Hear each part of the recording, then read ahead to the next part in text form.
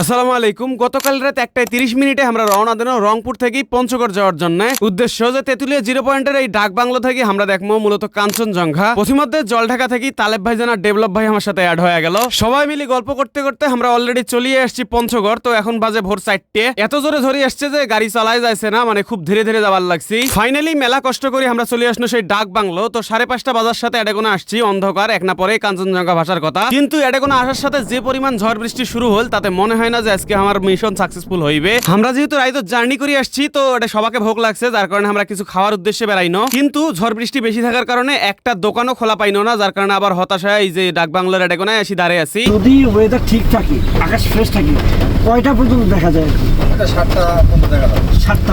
স্থানীয় মানুষের মুখে শুনলো যে 7টা পর্যন্ত দেখা যাওয়ার চান্স থাকতে পারে, বাট আজকে নাই। তবুও মেলা আশা নিয়ে দাঁড়িয়ে আছি যে একবার যদি দেখা যায়। তো বাংলাদেশের বিভিন্ন জায়গা থেকেই মেলা মানুষ আইসি আড়ে প্রত্যেকদিন, তেমনটা আইজও আসছে কিছু মানুষ। কিন্তু দুর্ভাগ্যজনক হলেও সত্য যে আজকে আমরা কেউ এই জায়গা থেকে কাঞ্চনজঙ্ঘা দেখতে পাই নাই। কাঞ্চনজঙ্ঘা দেখতে হইলে প্রথম একটা শর্ত যে আকাশ মেঘ মুক্ত থাকা লাগবে, কিন্তু আজকে আকাশ মেঘ হতে ভর্তি, পাশাপাশি এখন পর্যন্ত ঝড়ি হওয়ার লাগছে। ভাগ্য খারাপ হলে যেটা হয়, এই যে আমরা এই যে দৃশ্যটা দেখতে লাগছি ঠিক এই জায়গাতে কাঞ্চনজঙ্ঘা ভাসে, বাট আনফরচুনেটলি দুর্ভাগ্যবশত হচ্ছে যে আজকে দেখতে পাইলো না।